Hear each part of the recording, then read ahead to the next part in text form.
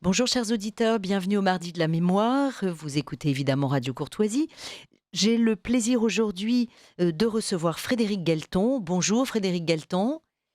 Bonjour madame. Merci d'être avec nous aujourd'hui. Une émission préenregistrée mais que les auditeurs entendront pour la première fois le mardi 29 octobre. Nous sommes quelque peu décalés de l'événement dont nous allons parler, mais comme lui-même était le début d'une longue aventure qui s'est prolongée pendant de nombreux mois, nous avons tout notre temps pour parler du débarquement de Provence, puisque vous consacrez aux éditions Glénat un ouvrage, Le débarquement et la libération de Provence, à l'occasion du 80e anniversaire du débarquement de Provence. C'est un ouvrage très illustré, un ouvrage très agréable à consulter, du fait justement de ces illustrations qui aèrent peut-être le texte. Vous êtes vous-même un ancien militaire, vous êtes historien spécialisé dans ces questions d'histoire militaire. Euh, 80 ans du débarquement de Provence, est-ce que c'est un événement qui a été célébré comme il se devait? C'est un événement qui n'a jamais été depuis, disons, le général de Gaulle, célébré ou commémoré comme il le devrait, parce que, pour de multiples raisons. La première, c'est que on est dans une concurrence mémorielle entre le débarquement de Provence et le débarquement de Normandie, l'opération Overlord, et que dans cette concurrence mémorielle, eh bien, depuis, disons, 1964, eh bien, c'est le débarquement de Normandie qui tient le devant de qui occupe le devant de la scène. Voilà. On peut expliquer pourquoi avec plaisir, bien sûr. Oui, ben, je pense que l'objectif de cette émission va être justement de bien expliquer à nos auditeurs quel fut ce débarquement de Provence, les forces, les lieux, l'objectif, les préparatifs, etc. Mais comme vous le signalez dans votre ouvrage et comme le signale aussi le préfacier qui est le directeur du musée de l'armée, Henri de Medlège, lier les deux débarquements est quelque chose d'important à signaler aux auditeurs. Et il me semble d'ailleurs que les contemporains de l'époque, eux en étaient tout à fait conscients. Vous citez de nombreux témoignages de commandants alliés, américains ou britanniques, qui font tous le même constat, c'est que même si l'un était premier en date et le deuxième secondaire, enfin le second, puisqu'il n'y a pas eu de troisième débarquement, le second en date, l'un comme l'autre ont contribué à la fin de la Seconde Guerre mondiale.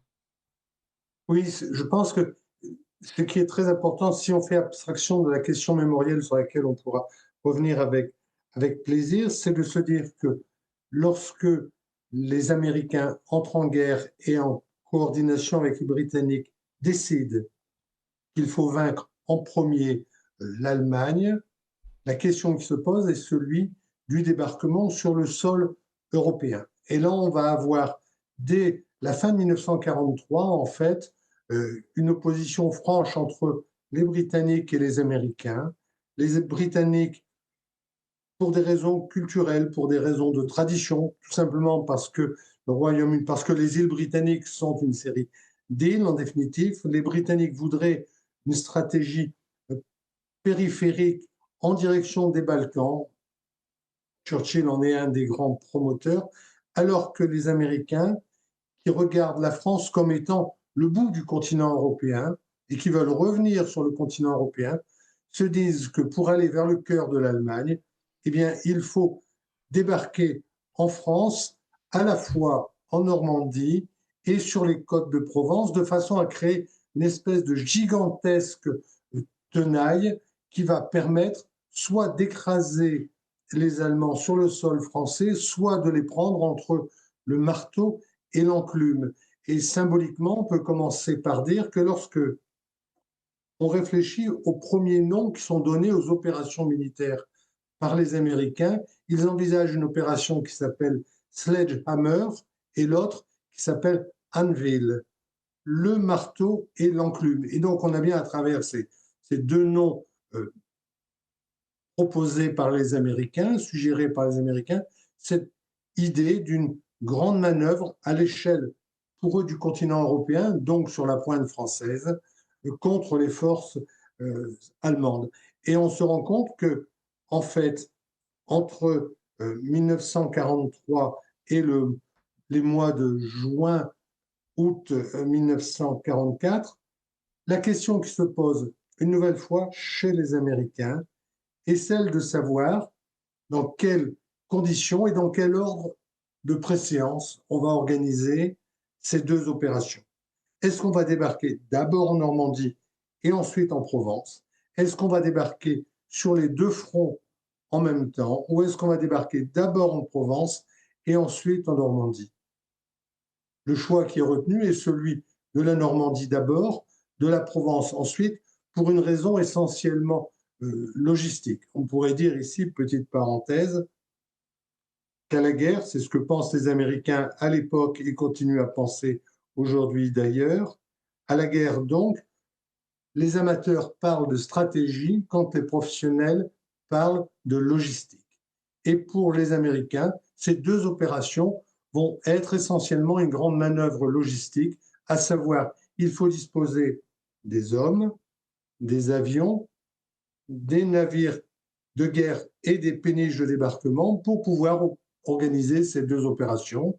Et on va avoir, pendant toute la fin de l'année 43 et jusqu'à la réussite d'Overlord d'une part, et la prise de Rome, qui peut paraître annexe, mais qui est essentielle le 4 juin 44, eh bien, cette réflexion sur où se trouvent les hommes et où se trouvent les moyens nécessaires pour les débarquements. On n'a pas les moyens de faire les deux. On fait d'abord la Normandie et le plus tôt possible, ensuite, la Provence, sachant que le plus gros écueil, au-delà de la logistique que vont devoir vaincre ou contourner les Américains, ce sont les résistances, non pas des Britanniques en général, mais principalement de Churchill, qui n'a pas envie de ce débarquement de Provence, jusqu'à ce que les Américains tapent du poing sur la table, leur disent on fera cela parce qu'on l'a décidé et que parce que nous l'avons décidé, eh bien, vous, Britanniques, vous ne pesez plus grand-chose dans la guerre.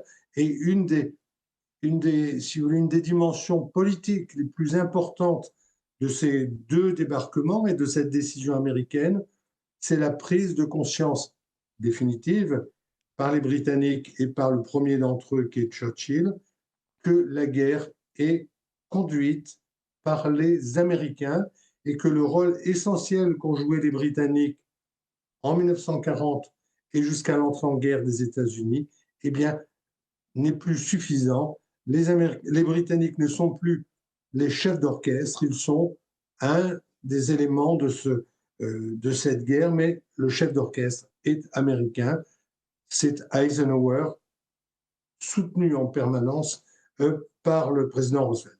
Donc, on a vraiment deux opérations qui ne doivent pas être dissociées parce qu'elles sont conçues comme étant un ensemble cohérent. Et pourquoi ont-elles été dissociées? Et c'est là où on retombe sur la question mémorielle, qui a construit une mémoire d'Overlord qui progressivement s'est mise à supplanter totalement la mémoire du débarquement de Provence, de l'opération Dragoon. Pour quelle raison? Pour moi, il y a deux raisons qui sont presque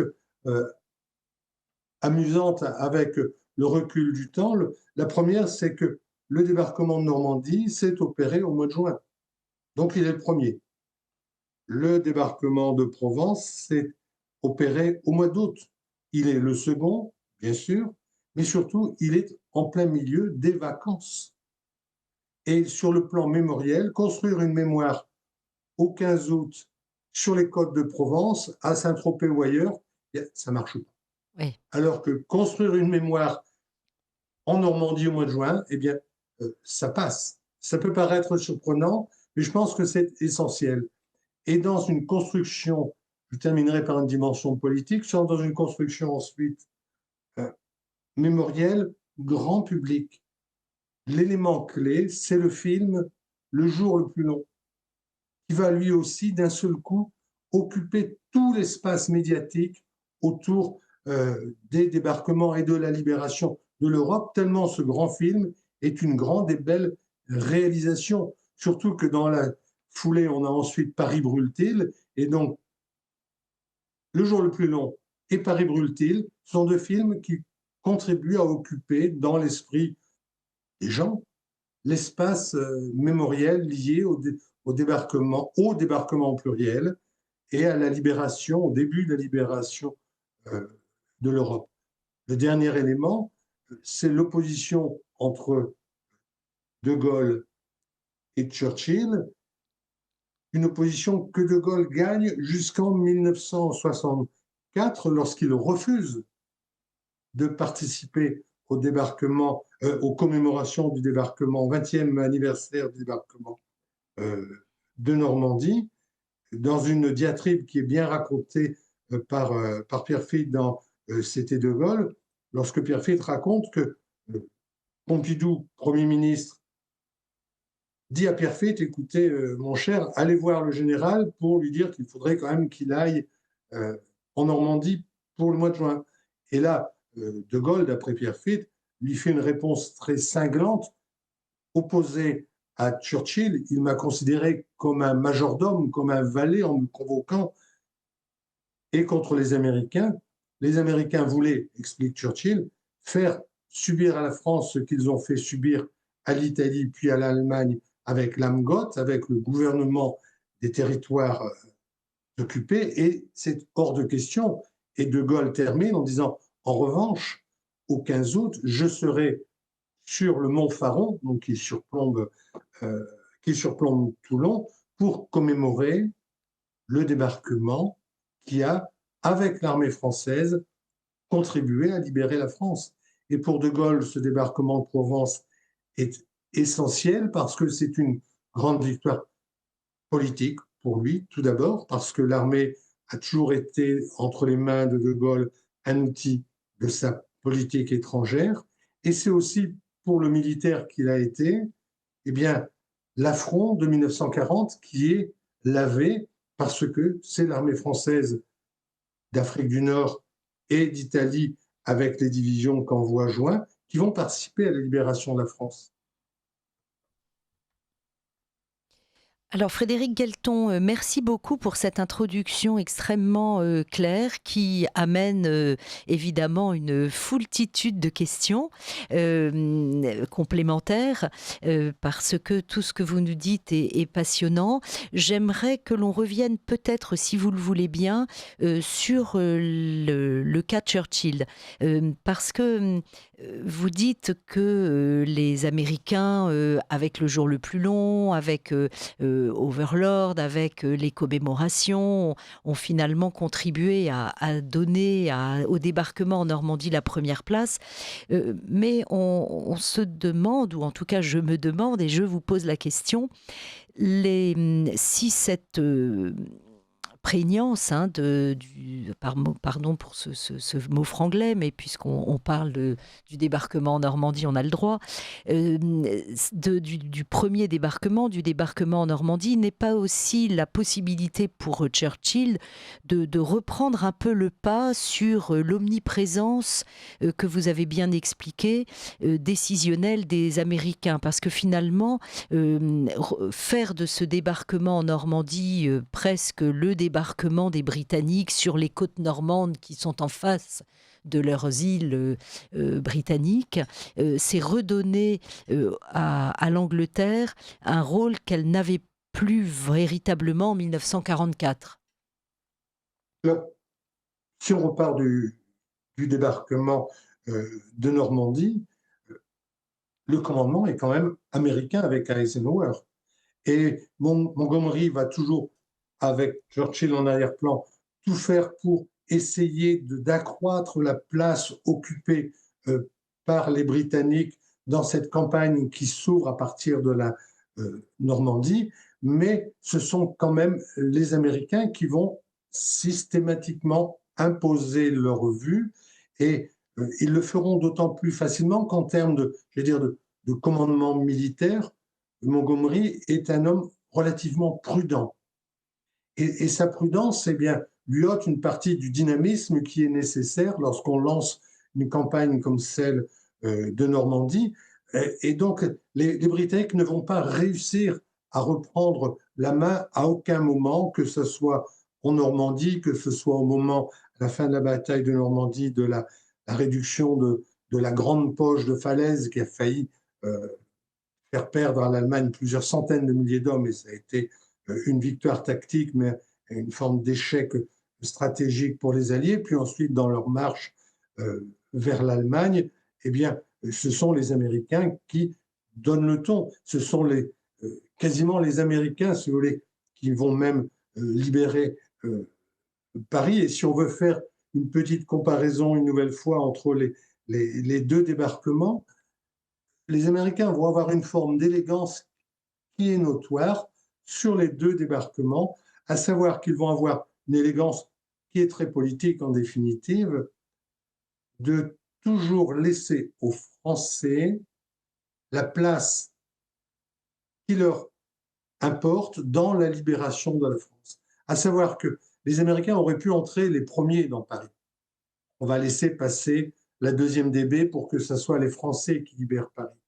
Et dans le débarquement de Provence, on trouve exactement le même rythme dès le débarquement et jusqu'à la libération de Marseille, d'abord Toulon-Marseille et Lyon ensuite, où les Américains se disent, depuis l'opération Torche de débarquement sur les côtes d'Afrique du Nord en novembre 1942, puis en Sicile, puis en Italie, débarquer, nous savons faire. Il faut débarquer sur les côtes de Provence.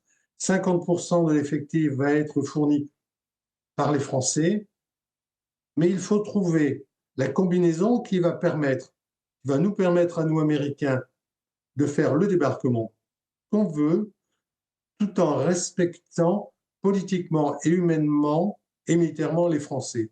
Comment vont-ils opérer? Eh bien, dans les moments qui précèdent le gros débarquement, ce qu'on appelle aujourd'hui des forces spéciales, qu'on appelle chez les Français à l'époque les commandos d'Afrique, par exemple, eh bien, on va faire débarquer des unités françaises en avance de phase. Donc, les Français sont là. Puis, c'est le gros débarquement américain. Ensuite, lorsqu'il faut libérer Toulon et Marseille, eh bien, on en confie la libération aux Français. Et ensuite, dans la grande remontée vers le nord, en direction de Lyon principalement, une nouvelle fois, les Américains sont en tête lorsque la progression vers Lyon s'opère. Mais le commandement américain impose aux unités américaines de s'arrêter pour que ce soit les Français qui libèrent Lyon.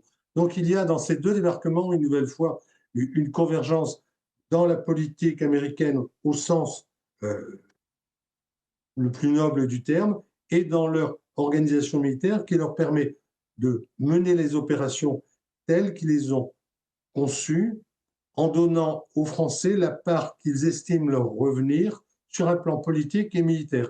Et dans tout cela, sur les deux fronts, les Britanniques, qui occupent une place importante, sont néanmoins quand même marginalisés. Mmh.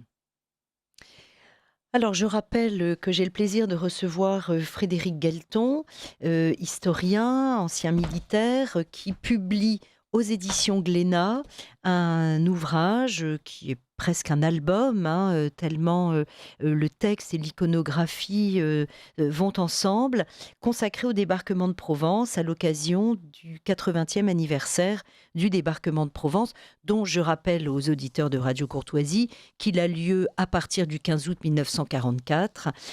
J'ai reçu il y a peu Patrick de Gméline. Nous avions donc fait un petit focus sur l'un des acteurs de ce débarquement de Provence, qui est le général de Montsabert, puisqu'il a publié aux éditions du Rocher un ouvrage, une biographie consacrée à cet homme relativement méconnu et pourtant grand acteur du débarquement de Provence, comme beaucoup de généraux de cette époque qui remonteront avec Leclerc sur Strasbourg et puis l'Allemagne, quand nous allons expliquer avec vous, Frédéric Guelton, quel sera l'itinéraire ou quels seront les itinéraires des forces en présence. Alors, dans votre ouvrage, au fil des pages, on retrouve énoncé assez régulièrement, sous des formes diverses, mais une formule, j'en ai pris une parmi les autres, qui résume bien tout ce que vous nous avez expliqué précédemment. La France s'est ainsi libérée par elle-même avec le concours déterminant de ses forces armées. C'est peut-être le blason, la médaille qu'apporte le débarquement de Provence à l'issue de cette période extrêmement difficile de la France occupée, puisque on cite toujours le commando Kieffer et ses 177 hommes qui étaient la France le 6 juin 1944, mais le 15 août 1944, vous venez de le dire, 50% à peu près des effectifs qui débarquent sont français. Voilà, tout à fait. Si on repart dans notre comparaison, on va complètement inverser les, les nombres, les effectifs, puisque il y a en Normandie le commando Kieffer, puis un mois après, grosso modo, la deuxième DB qui débarque, d'ailleurs presque en même temps que la première division polonaise, blindée également. Bon, ça, alors que en Provence, on a environ 230 000 Français qui débarquent. Et qui sont ces 230 000 Français? Eh bien, ils représentent en quelque sorte la synthèse de tous les hommes qui ont, d'une manière ou d'une autre, continué à se battre depuis 1940. On va y trouver une partie de la France libre, avec la première division française libre du général Diego Brossé, qui a été rebaptisée première division motorisée d'infanterie, mais en disant que c'est la DFL. Donc, la France libre débarque. On a les divisions qui arrivent d'Afrique du Nord ou qui sont rapatriées d'Italie pour rejoindre les côtes de Provence, et c'est la vieille armée d'Afrique, en fait, de la Troisième République, et je reviendrai sur ce point ensuite. Et on a la 9e DIC, la 9e division d'infanterie coloniale via la Corse qui va débarquer également. Donc on a l'Empire qui débarque, et on a aussi des Français qui sont passés en Afrique du Nord, qui ont rejoint cette armée, qui vont débarquer, et on a enfin la résistance qui est sur place par définition, qui elle se bat sans avoir à débarquer. Et là, une nouvelle fois, on a à la fois militairement une synthèse de toute cette France qui n'a pas cessé le combat depuis 1940, ce qui est notoire, et on a aussi, à mon avis, une pensée politique de la continuité de la Troisième République voulue par De Gaulle. Depuis la naissance de la France libre, l'obsession de Gaulle, c'est de dire « je suis la continuité de la Troisième République, Vichy n'a pas existé ». Et quand on regarde comment cette armée qui débarque est organisée, eh bien, tous les éléments constitutifs des armées françaises de la Troisième République sont présentes. L'armée d'Afrique, on peut le rappeler brièvement, ce n'est pas tout l'Empire. L'armée d'Afrique, ce sont des unités en Provence uniquement d'Afrique du Nord, constituées à la fois de troupes dites musulmanes ou indigènes, pour employer avec des guillemets la terminologie de l'époque, et des troupes européennes, auxquelles on ajoute des unités de la Légion étrangère. C'est l'armée d'Afrique.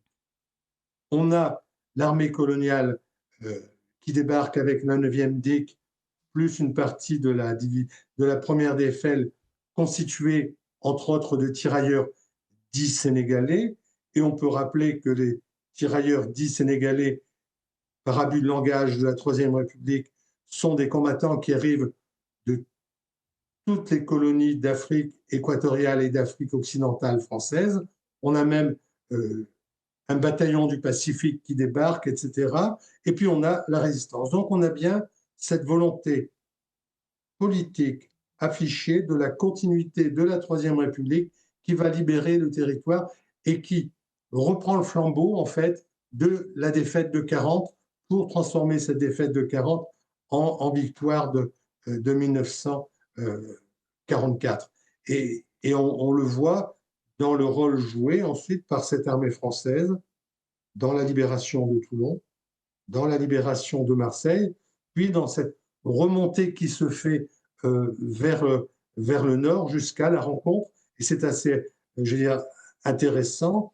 Lorsque le 12 septembre, les unités qui ont débarqué à Overlord et les unités qui ont débarqué à Dragoon se rencontrent dans la région située au nord de Dijon, eh bien, les premiers contacts se font entre des Français qui ont débarqué de la 2e DB et des Français de l'armée de Lattre, qui se rencontrent. Et là, on a vraiment la reconstitution totale de l'armée française à partir de ce moment-là. Alors, je rappelle le titre de votre ouvrage, Frédéric Galton, Débarquement et libération de Provence aux éditions Glénat. J'en profite peut-être pour rappeler certains ouvrages qui permettent d'approfondir peut-être des points plus particuliers de cette période. Je citais le livre de Patrick de Gméline consacré au général de Montsabert, la biographie aux éditions du Rocher. Il y a aussi le livre d'Henri-Christian Giraud aux éditions du Cerf consacré à l'opération Vésuve sur la libération de la Corse, qui déplace les combats et le regard que l'on porte sur une autre partie ô combien importante ensuite pour le débarquement de Provence. Et puis je signale aux auditeurs, puisque nous avons parlé des Américains et du débarquement en Normandie, qu'actuellement au cinéma, il y a un film consacré à Lee Miller, qui est cette femme à la destinée assez incroyable, puisqu'elle est, je crois, la première femme à avoir fait la couverture nue de Vogue sous l'objectif de Man Ray, le grand photographe Man Ray. C'était donc un mannequin, Lee Miller, et puis elle s'est engagée comme photographe dans l'armée américaine et elle a été la première femme, mais en tout cas la première photographe tout court, peu importe qu'elle soit homme ou femme, à rentrer dans Dachau. Donc elle a suivi cette armée de libération américaine et qui a participé à l'ouverture des camps. Donc le film est actuellement au cinéma. Je ne sais pas du tout ce qu'il vaut, mais en tout cas, il y a un intérêt historique. Il y avait un livre qui lui avait été consacré de Marc Lambron qui s'appelle L'œil du silence, qui raconte l'itinéraire de cette femme Lee Miller. Je ne sais pas, Frédéric Galton, si vous avez eu l'occasion de voir ce film, ou en tout cas vous avez dû lire certainement comme moi quelques critiques sur la destinée incroyable de cette femme. Tout comme vous, j'ai lu quelques critiques sur le film que j'ai envie d'aller voir. Et si on prolonge le propos partant de Lee Miller, on peut même aller jusqu'à dire qu'il y a dans cette partie, à partir de 1944 de la Deuxième Guerre mondiale, une guerre des propagandes entre les Allemands et les Américains. Les Allemands, depuis le début de la guerre, ont un organisme de propagande, le Propagandstaffel, qui est extrêmement efficace et qui fait d'excellentes photos.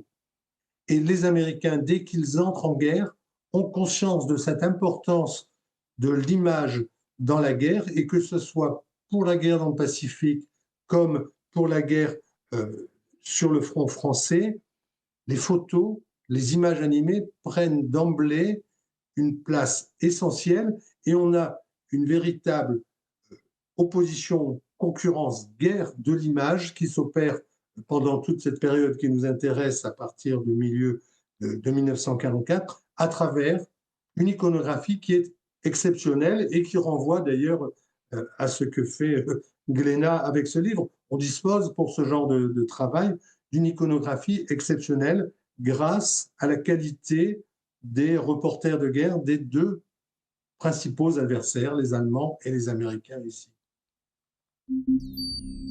Vous appréciez cette émission? Alors aidez Radio Courtoisie à en produire d'autres. Rendez-vous sur soutenir.radiocourtoisie.fr. Merci d'avance. Chers amis de Radio Courtoisie, chers auditeurs des Mardis de la Mémoire, j'ai le plaisir aujourd'hui de recevoir Frédéric Guelton, ancien officier, historien, qui publie aux éditions Glénat Le débarquement et la libération de Provence à l'occasion du 80e anniversaire du débarquement en Provence. Un livre donc très richement illustré, comme vous l'avez dit tout à l'heure, avec une préface du directeur du musée de l'armée, Henri de Médelège, et un livre passionnant qui redonne en tout cas toutes ces lettres de noblesse au débarquement de Provence et redonne à la France sa place dans la libération de son territoire à l'été 1944. Alors, je ne voudrais pas, Frédéric Guelton, que l'émission se termine sans que nous ayons parlé justement du mémorial du Montfaron. Et peut-être pour être sûr de le faire, faisons-le maintenant. Il existe donc un lieu en France qui rappelle le souvenir de ce débarquement en Provence. Alors, il y en a d'autres, hein. D'ailleurs, c'est très, très bien fait à la fin de votre livre. Il y a tout un itinéraire, on va dire, touristico-historique ou historico-touristique qui rappelle les différents lieux. Mais le mémorial du Montfaron, qui est en plus un très bel endroit, est quand même le lieu par excellence. Vous avez dit tout à l'heure que c'est là que le 15 août 1964, le général de Gaulle a souhaité commémorer le 20e anniversaire des débarquements. Oui, on pourrait revenir sur deux lieux, en fait, si vous le permettez. Bien il y a sûr. le Montfaron d'une part, et tout à l'heure, on a évoqué la Corse, et je reviendrai en quelques mots, si vous le permettez, sur la Corse. Le Montfaron est un lieu emblématique, tout d'abord, par sa position géographique. Vous savez, je vais sortir 30 secondes du livre, mais j'ai commencé ma carrière militaire en corniche militaire, c'est une chose qui existait à l'époque, au 4e régiment d'infanterie marine, qui avait sa caserne, qui s'appelait la caserne Grignan, sur les pentes du Mont Faron.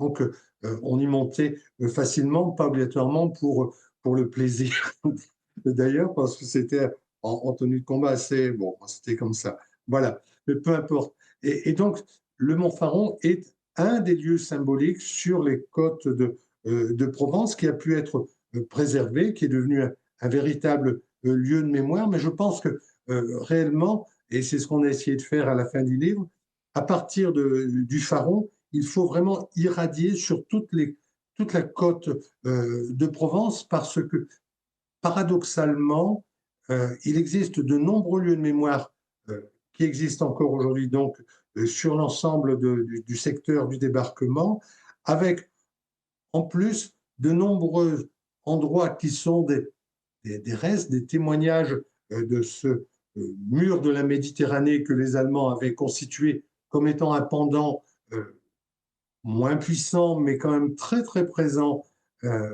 de défense des côtes de Provence, puisque les Allemands, sur un programme de mémoire qui devait constituer quelques 1500 ouvrages fortifiés, en avaient quand même construit à la mi-44 presque 1000. Donc, ils étaient aux 2 tiers de leur programme. Et on trouve encore, donc, un peu partout sur les côtes de Provence, des lieux qui témoignent de cette présence allemande dans la défense des côtes de Provence. Et tout à l'heure, on évoquait la Corse. Pour les Américains, après la libération de la Corse par les Français, eh bien, la Corse devient une des plaques tournantes de la préparation du débarquement, à tel point que les Américains considèrent la Corse comme étant le plus grand des porte-avions qu'ils ont utilisés lors du débarquement de Provence. Parce qu'il y avait bien sûr des porte-avions en mer, il y en avait une bonne dizaine, je n'ai plus le nombre exact en tête. Il y avait bien sûr des avions qui décollaient depuis l'Afrique du Nord, mais il faut traverser la Méditerranée, depuis l'Italie, mais c'est plus compliqué également. Alors que, en quelques mois, les Américains vont transformer la Corse en un porte-avions sur lequel ils installent 14 bases aériennes, à partir desquelles eh bien, ils peuvent aller bombarder les côtes de Provence pour préparer le débarquement, puis attaquer l'armée allemande qui se replie dans la vallée du Rhône en détruisant les voies ferrées, en attaquant les trains, etc., etc.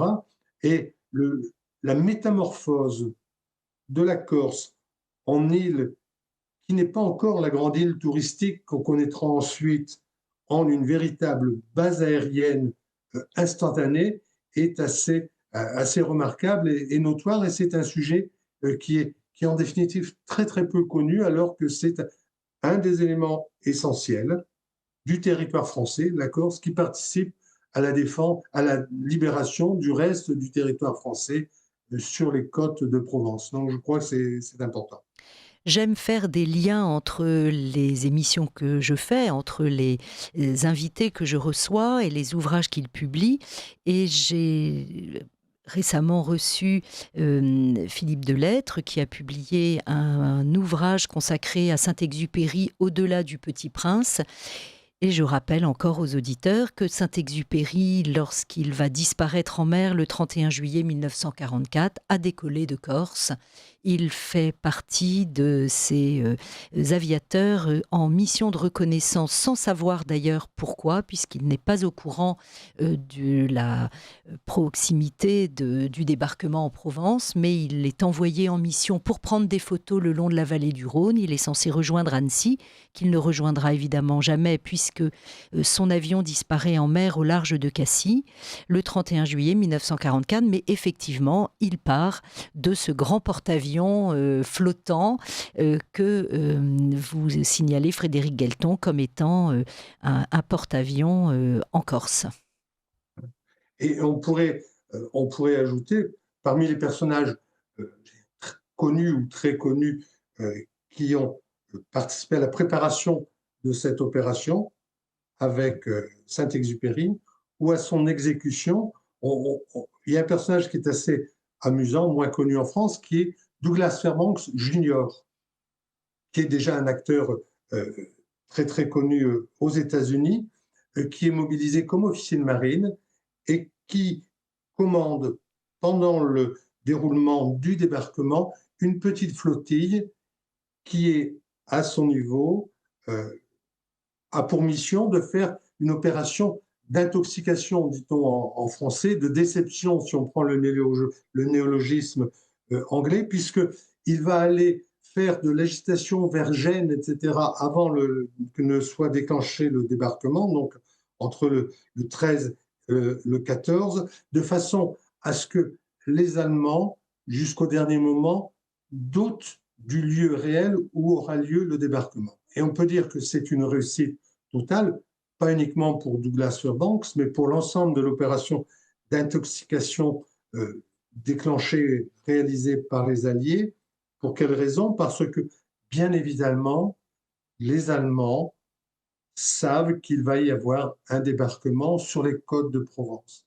Mais jusqu'au dernier moment, à Berlin, on doute du lieu exact. Et lorsque le débarquement s'opère le 15 août à l'aube, lorsqu'on regarde les documents des services de renseignement, de la Luftwaffe, etc., qui arrivent à Berlin, eh bien, le 15, toute la journée, au commandement de l'armée allemande, on estime que le débarquement qui est en train de s'opérer, disons autour de Saint-Tropez, par simplification, eh bien, n'est peut-être pas le débarquement principal, que peut-être il va y avoir un autre débarquement vers Gênes en Italie, voire peut-être vers les côtes plus du golfe du Lion. Donc c'est une opération qui est d'intoxication des Allemands qui est totalement réussie. Et quand on met en balance l'effort fait par les Alliés en termes de masse pour le débarquement et l'incertitude dans laquelle se trouvent les Allemands en termes de lieu du débarquement, alors qu'ils ont déjà dû prélever plusieurs divisions sur le front du Sud-Est pour les envoyer combattre en Normandie, on se dit que ce débarquement ne peut que réussir parfaitement. Et pas l'hypothèse, la certitude que j'ai, c'est qu'en définitive, de tous les débarquements réalisés sur les côtes européennes pendant la Deuxième Guerre mondiale, celui de Provence est celui qui a été le mieux organisé, le mieux planifié, le mieux réussi. Et on pourrait ajouter, pour revenir à la question que vous aviez évoquée en début d'émission, qu'une des raisons qui explique qu'il soit aujourd'hui un peu sorti de notre mémoire, c'est son succès. Il a tellement bien réussi qu'en définitive, il n'y a pas eu trop de morts. Et quand il y a moins de morts, eh bien, ça donne l'impression d'être une bataille peut-être moins importante. Mais il vaut mieux remporter une grande bataille avec peu de morts qu'après une bataille sanglante comme les Américains à Omaha Beach ou lors de la fermeture donc de la poche de falaise. Oui, je citerai, si vous le voulez bien, Frédéric Guelton, le début de votre conclusion, hein, de votre livre dont je rappelle le titre, Le débarquement et la libération de Provence, aux éditions Glénat. Le 14 septembre, on est donc à J+30, donc c'est quand même une prouesse, hein, à peine un mois après. Les armées conduites par les généraux Patch, Truscott et Delattre ont atteint leurs objectifs avec 90 jours d'avance. Le coup qu'ils viennent de porter à l'armée allemande est dur. Et vous citez Eisenhower qui écrit « Rien pendant cette période ne nous assura des avantages plus décisifs ou ne nous aida mieux à consommer la défaite totale de l'ennemi que cette attaque secondaire qui remontait la vallée du Rhône. » Donc il y a vraiment, comme vous venez de le dire, un constat, et on pourrait citer énormément d'autres auteurs, d'autres acteurs que vous donc, citez dans votre ouvrage, qui font le même constat, une opération extrêmement réussie, que ce débarquement le 15 août 1944 en Provence. Et il faut toujours chercher le bémol, sinon ce n'est pas amusant. Il y a un bémol. Les Alliés, les Américains principalement, une nouvelle fois, ont étudié avec beaucoup de précision tout ce qu'ils ont fait en Normandie depuis le 6 juin. Et l'échec des Américains initial à Omaha Beach les a poussés à se dire qu'il fallait en tirer la leçon suivante. Lorsque nous allons débarquer sur les côtes de Provence, il est essentiel de pouvoir déboucher des plages. Et pour déboucher les plages, il faut mettre à terre initialement beaucoup de munitions, beaucoup d'obus, beaucoup de cartouches pour les fusils, etc. Or, les Américains vont réussir sur toutes les plages, sauf une de façon marginale, à percer les premières lignes allemandes avec beaucoup de facilité. Et là où se situe le bémol, mais personne ne pouvait l'envisager à ce moment-là, c'est qu'ils ont à terre trop de munitions, mais pas assez de carburant. Donc, dès qu'ils vont se lancer, les Français vers Toulon et Marseille, les Américains par les Alpes ou par la vallée du Rhône vers le nord, le seul élément qui va nettement ralentir leur progression, plus que les défenses allemandes, qui sont rudes, c'est le manque de carburant, en fait. Et ils vont faire preuve d'imagination autant qu'ils le pourront pour ensuite faire débarquer le plus de carburant possible sur la terre ferme, mais qu'on le veuille ou non, transporter en bateau des millions de litres de carburant de différents types, et ça prend du temps, et ce sera un des freins à l'opération de remonter vers le nord. Donc on peut dire que même s'ils ont gagné 90 jours, avec du carburant, ils seraient peut-être allés encore plus loin. Il faut néanmoins dire aussi que du côté allemand, les forces qui se battent contre les Alliés sont en nombre limité parce que beaucoup ont été transportés vers la Normandie au cours des semaines précédentes, d'une part, mais que d'autre part, la dernière division blindée allemande qui est restée sur le territoire va vraiment mener un combat d'arrière-garde qui va sauver les unités allemandes qui se battent.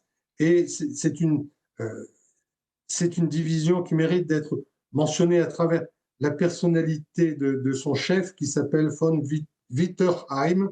Voilà, Witterheim, voilà, c'est ça. Parce que lorsque la guerre va se terminer en 1945, lui qui s'est battu depuis le sud de la France jusqu'en Allemagne en retraitant de façon incessante, mais en assurant la défense des unités qui se replient, se retrouve à la fin de la guerre en zone prévue pour les soviétiques. Et Patton, qui connaît le général allemand, va exfiltrer cette division blindée allemande parce que son chef a la réputation d'être un général allemand qui se bat, bien sûr, autant qu'il le peut, mais qui respecte les lois de la guerre, qui respecte ses prisonniers, qui respecte ses adversaires. Et au nom de ce respect mutuel, Patton va exfiltrer ce général et une grande partie des survivants de cette division, donc à la fin de la guerre, pour qu'ils ne tombent pas entre les mains des soviétiques. Et ce gars, donc, se bat depuis la Provence jusqu'en zone soviétique à la fin de la guerre, ce qui donne une idée de ce qu'ont vécu ces soldats allemands qu'il ne faut pas non plus oublier dans cette campagne, en fait. Bien sûr. Alors Frédéric Guelton, il y a aussi un pays qui est vraiment, alors mis à l'honneur, c'est peut-être pas le mot, mais qui peut parfois paraître comme le parent oublié de la fin de cette guerre, qui est l'Italie, alors que là aussi nous avons parlé de l'Afrique du Nord, nous avons parlé de la Corse, mais qu'auraient fait les Alliés et les Français sans l'Italie, sans cette zone finalement qui est comme un tremplin, hein, un repli à partir de 1943, comme un tremplin vers les côtes françaises. Patrick de Gmelin, dont je parlais tout à l'heure, qui a écrit la biographie du général de Montsabert, avait aussi publié un livre sur les frères Amiot d'Inville, c'est un peu nos soldats Ryan français, hein, puisqu'ils étaient 4 frères et 3 sont morts pendant la Seconde Guerre mondiale, dont l'un d'entre eux, Hubert, qui va mourir dans cette campagne d'Italie de 43-44. Qu'est-ce que l'on aurait fait si on n'avait pas eu Naples, Rome, pour pouvoir ensuite partir vers les côtes françaises lors du débarquement de Provence en août 44. Vous avez entièrement raison.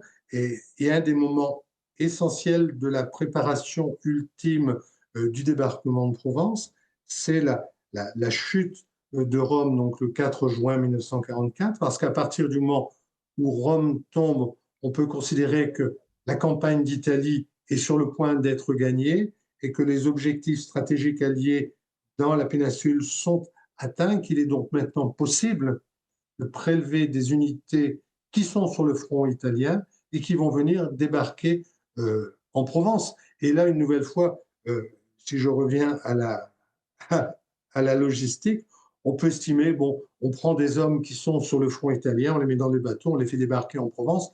C'est pas comme ça que les choses se passent.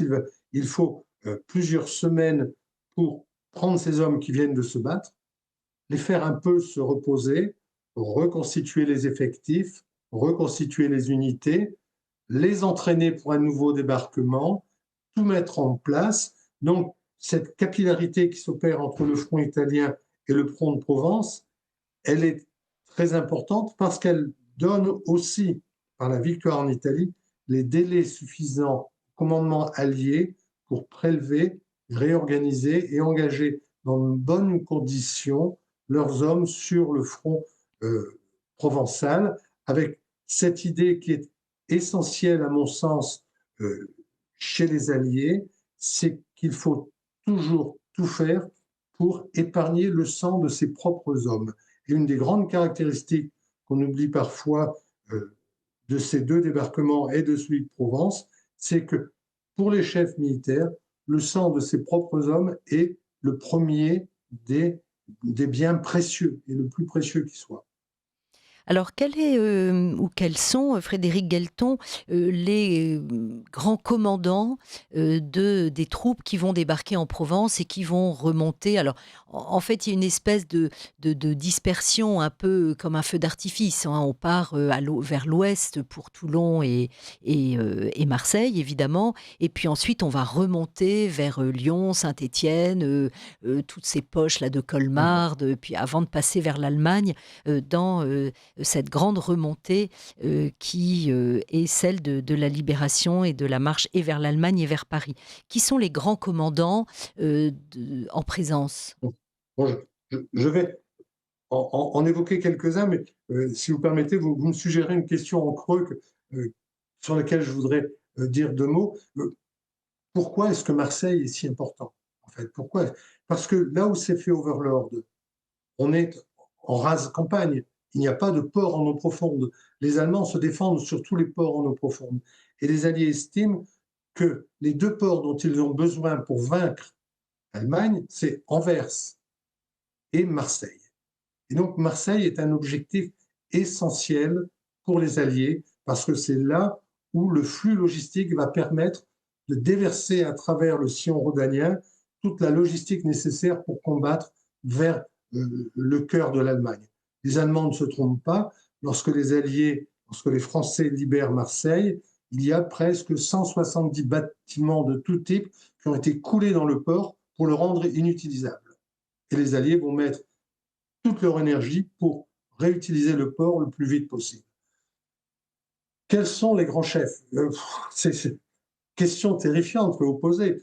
Si on commence par les Français, le premier, c'est De Lattre, bien évidemment.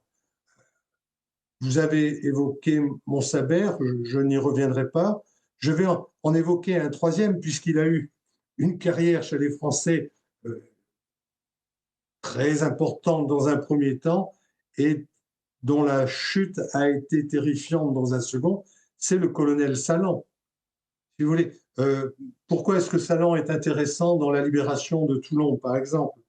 Eh bien, parce que cette vitesse dans la réussite initiale du débarquement permet aux Français qui étaient en Corse d'arriver plus vite que prévu sur le sol métropolitain. Et Salan se retrouve à la tête d'un élément d'un 9e DIC qui va jouer par infiltration, et ce n'était absolument pas prévu, un rôle déterminant dans la libération de Toulon. Et là, on a autour des trois hommes que j'évoquais, De Lattre, Montsabert et Salan, un peu un triptyque de ce que les Français, au plan de commandement, ont fait pas de mieux, mais de très intéressant en Provence.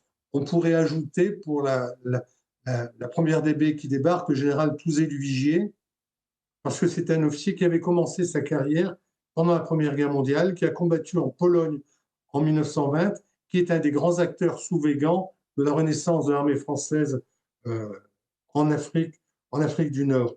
On va passer aussi un peu chez les Américains. Je ne vais en citer un, c'est le moins connu peut-être, c'est le général O'Daniel, qui commande une division d'infanterie américaine. Pourquoi est-ce qu'il est intéressant? Parce que c'est un général qui avait commencé la Première Guerre mondiale comme soldat de deuxième classe dans l'armée américaine, en France, et qui va donc commander une division importante qui va jouer un rôle central dans le débarquement de Provence. On pourrait évoquer, on le fait toujours dans ce cas-là, et c'est vrai, tous les soldats qui ont débarqué et qui ont joué un rôle individuel fondamental. Et on a vraiment, je termine pour les hommes, c'est tout l'empire colonial français et la métropole qui débarquent en Provence. Et ça, je crois que c'est, dans la France aujourd'hui, quelque chose d'important qui montre qu'on devrait peut-être beaucoup plus commémorer le débarquement de Provence, parce que le débarquement de Provence représente aussi une certaine idée de la France de 1944. Merci beaucoup Frédéric Guelton, vous avez bien raison, voilà des événements du passé mais fédérateurs qui devraient être mis à l'honneur et qui sont des événements dont on devrait être fier. Et votre livre est vraiment là pour nous le rappeler. Le débarquement et la libération de Provence aux éditions Glénat, un magnifique ouvrage très illustré mais avec un texte extrêmement riche, un livre qui se lit en plus très facilement, qui permet de suivre le débarquement de tous ces hommes le 15 août 1944 sur les côtes de Provence et qui nous montre que la France était bien présente lorsqu'elle s'est libérée, évidemment avec l'aide de tous les alliés, mais la France était bien présente lors du débarquement de Provence. Merci beaucoup Frédéric Guelton.